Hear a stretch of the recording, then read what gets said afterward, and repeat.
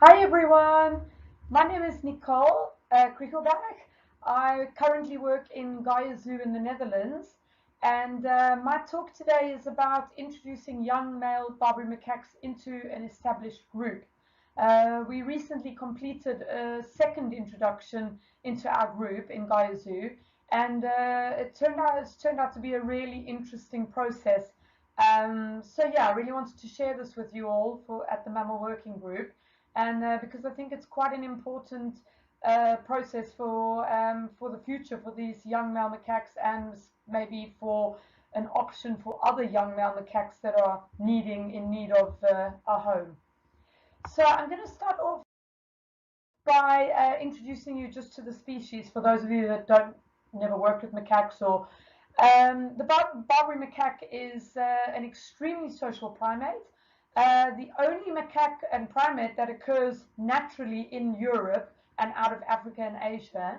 The most sustainable population is actually in Morocco. And these primates have a set mating season that is between November and December, and a set birthing season between April and June, which makes it really, really interesting. Um, and what is really important with Barbary macaques and why we are able to do these introductions is that the males in the group actually play a very important role in rearing the young. So I'm just going to give you a little introduction to the Barbary macaques in GaiaZOO before I take you through the introduction process. Barbary macaques were actually new to GaiaZOO in 2017. We received a group of 14 macaques from Edinburgh Zoo, and it was very special for us to receive these macaques in GaiaZOO because uh, Barbary macaques, they are fossils that have been found in Limburg, which is the province where GaiaZOO is actually built. And there's actually fossils of Barbary macaques that have been found in this area.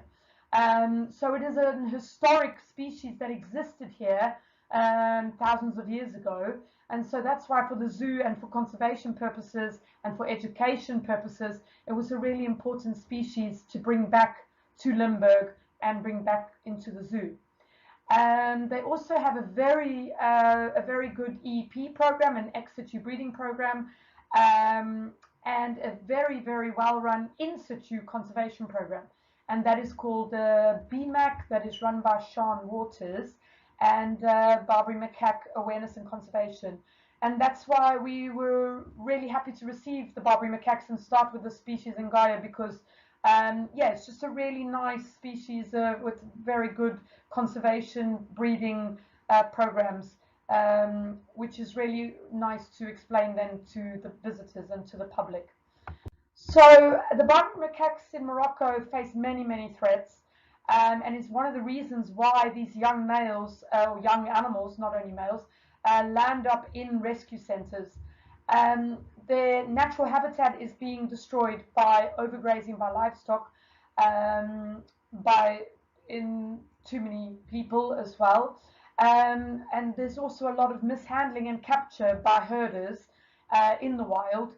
It's actually quite heavily embedded into their cultural system as well, that the herders actually go out and catch macaques or catch young macaques, and sometimes tie tins or chains around their neck so that they run away and scare the others away. But the social status of that herder then immediately he goes up in ranks in his social status. So that's something that's quite deeply embedded in the social setting. But yeah, the problem is that a lot of these macaques are also just captured simply for the tourist trade. But there's also dogs that go after the macaques, feral dogs that are running around and also wounding and catching the macaques. But the worst uh, problem that these macaques actually face in the wild is the capture for the tourist photo model trade and also for the pet trade. So we all know, well, we're all quite aware of the tourists that go on holiday and have photos taken with macaques on their shoulders, and most zoos proactively try to to educate people that please don't take photos with these young primates. So a lot of these young male macaques or young macaques are victim to these sorts of captures. They're taken away from their mothers at a very young age so that they are able to be used as photo models. They can't bite at that stage because they're too young, too small. And later when they can bite, or later when they are a little bit more unruly and not so easy to keep on the shoulder, they then get sold off to the pet trade. And then when they're around 2 to 3 years old, and they're also starting to get their teeth and their canines, they are then also either dumped somewhere or sent to rescue centers or confiscated by the police. So a little bit about the macaques in GaiaZOO. We started off with a group of 14, and this is a little bit about the group Genealogy. And basically what we did is in 2019 we received a young macaque that is Chipper. In 2000 we estimate that he was born late in the year of 2016, but that's never sure. We just go on the dentition to be able to measure or wonder what their age is. But we estimated that he was around 2 to 3 years old, and we actually introduced him to our group. So this is Chipper on the left, and Chipper we introduced in 2019, and I'm going to take you a little bit through his introduction process and how we actually did that introduction, and then explain to you why now, the previous month, we've actually just introduced another young male macaque, and that is Fadel here on the right hand side, in 2021. So basically Chipper's introduction was, it took in total 9 weeks to introduce him to the group, and that involved many different phases. These young macaques come from a background where they've either been captured, taken from their mothers at a very young age, kept in very ghastly conditions. So they have a lot to overcome. They are quite fearful of people sometimes. They definitely don't know that they are macaques. They are quite humanized. So the first phase is, of course, making GaiaZOO, or the zoo where they are introduced, their home, and letting them be able to get used to an entirely new environment. So as you can see here, we had Chipper in one of our on-show enclosures, and he spent a lot of time at the window observing the visitors, because of course at this period in time he was a young macaque that was actually found at a flat in Belgium. He was confiscated by the police, and the police took him to a rescue center in Belgium called Opklebeek, and from Opklebeek we fetched him there and brought him to Gaia and introduced him to our group. So his first week he spent in this on-show cage enclosure, just really focusing on people and looking at the visitors. We also had a sign in the window just explaining to visitors what it was all about, who Chipper was, a bit about his history, and what our plan was with him, that we planned to introduce him to our group, and that's why he was sitting apart at this point in time, just so that visitors were also able to understand the situation when they saw a little young macaque all on his own in an enclosure. So the second phase was then, as I said, these macaques have no idea that they are macaques. They are hand-reared most of the time, have gone through some terrible conditions, and so the second phase is actually learning to be a macaque, and that's a really interesting phase to see the transition from a young macaque that has been a pet, being kept as a pet, and how they learn, and they learn incredibly quickly, which is really fascinating to watch. So the second phase, and round about the second week, we had mesh over the sliders, and we allowed Chipper access to visual access to the group. They could also touch each other, but not get the arm through, so there could be no biting. fingers, but we assessed in the beginning, before there was contact, before they were able to make contact, assessed whether there was any aggression. And usually, most of all, there is no aggression whatsoever from the males in the group. However, the females did show some aggression towards him. But this worked quite well. We had the mesh sliders, and Chipper was able to observe the group. We gave a lot of enrichment and scatter feeds inside, so that the group were able to come inside, and Chipper was able to just observe them every day. And he was absolutely fascinated by the group. It was really a period of time for him where he had to learn, because at first he was also not behaving normally. He was jumping at the mesh, showing his teeth, then he was lip smacking, so he didn't really know how to respond, which then confuses the macaques sometimes, and then they do respond aggressively. However, what is very noticeable, like I said from the very beginning, is that all the young males in the group, including the dominant male, our breeding male Hassan, they were all extremely friendly towards him, lip smacking, often just sitting close by him, with a lot of interest. So that's really interesting. The third phase is then making physical contact. And this is always a tricky period, because at some stage or another, you have to allow them the physical contact. You don't want to keep them apart for too long, because then there's a lot of frustration that can build up. So you have to put them together. So Chipper spent most of this phase trying to be invisible. For this stage, it's always quite scary for the young macaque. Although the others did absolutely nothing to him, they were only interested in him. They wanted to groom him. They wanted to get close to him. They wanted to actually hold him in a group huddle. But of course, he was absolutely terrified, and he would go and lie in the corner and try to be invisible as much as possible. However, when they were not looking, the others, he would pick up nuts or food, and he would eat. So it was not as if he was too scared to eat. It was just quite frightening for him to actually be in the presence of other macaques again. But this is just a phase, and of course they get through it. And the next phase is what we call baby steps. Sometimes it was necessary. We had the group inside, the entire group inside, but it was necessary to actually split the group up into very small sub-family groups, and we actually introduced Chipper then to the lowest ranking family group, and all of a sudden we saw, a huge change in him. He spent a week with some of the more dominant animals, although they weren't aggressive towards him. He was quite frightened, and now he went to a little family group of 3 females, and who pretty much ignored him and didn't really pay that much attention to him. And all of a sudden he relaxed and started to eat, and started to get accustomed to his surroundings, which was really nice to see.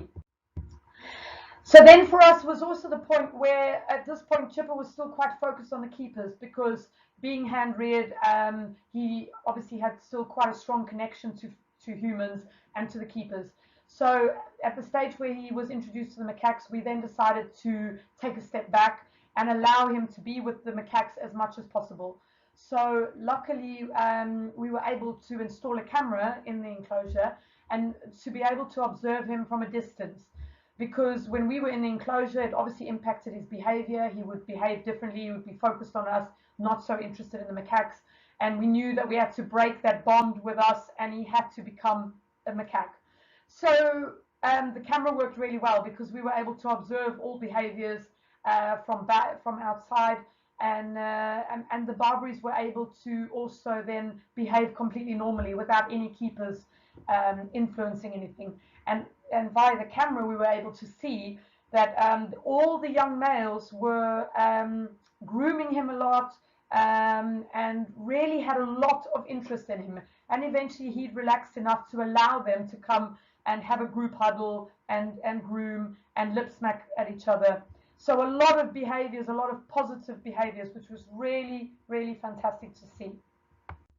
So the final, or nearly the final phase, but one of the later phases was introducing him to the outdoor enclosure. Now in Gaia we have, as you can see in the photo, quite a large complex outdoor enclosure, which for Barbarys is absolutely fantastic. However, they have destroyed most of that greenery that you see in the photo and the trees. However, it is still a fantastic enclosure. But for a young macaque that has spent his lifetime in an apartment and suddenly he has to go out into the big outdoors, it was really quite a frightening experience for him. So that always takes some time before they really get used to. They have to meet the electric fence outside. There's water outside. There's all the other macaques. There's all the sounds and a lot of different stimuli outside that they really have to get used to. So this phase sometimes can take a little while, just until they feel comfortable enough to venture outside. So this is actually the other side of the enclosure, where you can see the indoor enclosure with the sliders, and you see the macaque sitting near to the building. So in the first few days of being let outside, he did spend a lot of his time at the building, which is quite natural because he'd spent a lot of weeks inside the building where he felt comfortable and was his safe place. So all of a sudden outside was this big scary world. But like I said, it takes a few weeks and they adapt really quickly, but it does take some patience from the keepers, not to push them, not to force them outside, just let them adapt on their own and just let them do it in their own time. So for Chipper, going outside was an entirely new world. He experienced things that he'd never experienced in his life before, but he also had to learn a whole set of new skills which he had not learned before. Inside, he had the opportunity with ropes and different furniture inside to learn and to adapt his climbing skills, because when he first came, his climbing skills were pretty much non-existent. He actually, being kept as a pet, he was also kept with a nappy on.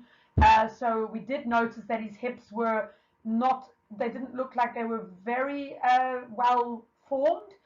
He did have a walk, a slightly strange walk. But for the rest, he could climb. He learned very quickly outside to climb.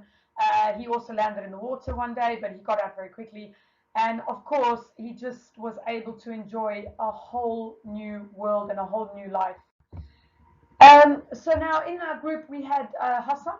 That is the large male that you see in the photo. And Hassan was our breeding male. But the purpose of introducing Chipper to the group was so that we could bring fresh blood into our group as well. So it was also a recommendation from the EP. Bringing this young macaque was giving the young macaque a chance at a normal life, but also bringing new blood into the population. Therefore, we made the decision to castrate Hassan, our dominant breeding male, because his bloodline had actually expired. He's bred enough. So we castrated Hassan, and the idea was that Chipper would become the new Hassan, the new breeding male of the group.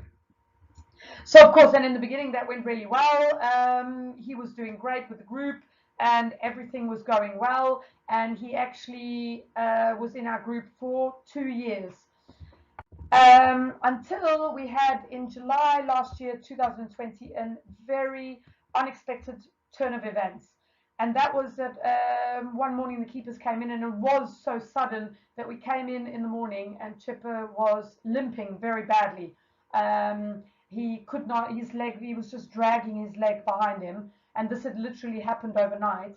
So of course we got him off to the vet the same day, got x-rays, and the vet discovered that his bones in his legs, as you can see in this photo on the left, his bones had actually grown completely skew. And what had resulted, and you can see actually the hip bone as well, the whole pelvic bone is actually also skew. Now, because of his history, we knew that he had spent the first few months, or we don't know exactly how long, but we knew that he had a diaper on, and these can be quite tightly fitted, which can restrict growth in a young macaque that is still growing. Especially a macaque that's been pulled from its mother that should still be receiving milk, that the bones are really in that growing phase.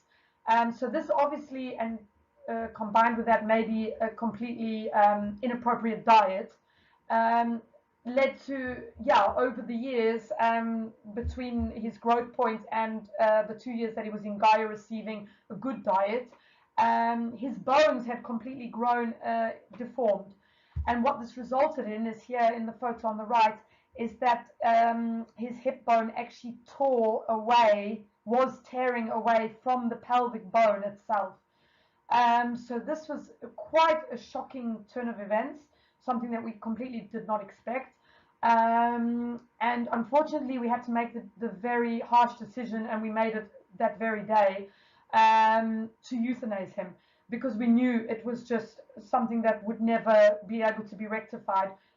Even if you could rectify it, it would be such a long healing process, even for a small child or for a human. We couldn't possibly put a macaque through that. So unfortunately, we had to euthanize him. And after 2 years of being in the group, integrated in the group, it was really quite a sad turn of events, actually. But what we had discovered in the time that Chipper was in the group is that we had a student studying his entire introduction and his position in the group. And what she did was she mapped the grooming social mix of the group. And Chipper is here, the small purple dot that you see on the diagram. And just a brief description of it. Basically, it just shows how many affiliations there are between Chipper and other members of the group, which basically showed that Chipper was he became a very important member of the group, actually tying a lot of the other members of the group together and made the bond stronger. Actually, just the same as normal as young macaques would do in a wild group.